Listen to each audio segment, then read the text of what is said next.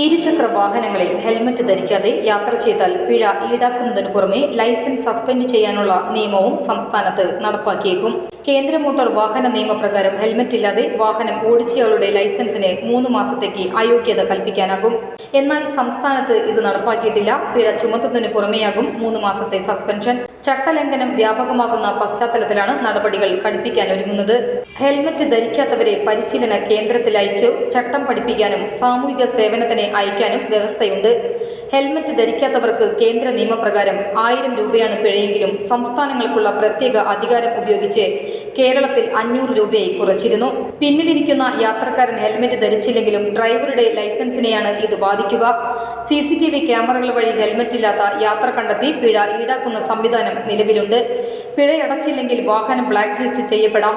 എല്ലാ motorcycle യാത്രക്കാരും helmet ധരിക്കുന്നതിലൂടെ സംസ്ഥാനത്ത് വാഹന അപകട നിരക്ക് 20% കുറയ്ക്കാനാകുമെന്ന കണക്കിന്റെ അടിസ്ഥാനത്തിലാണ് നിയമ നടപടികൾ ശക്തമാക്കുന്നത്.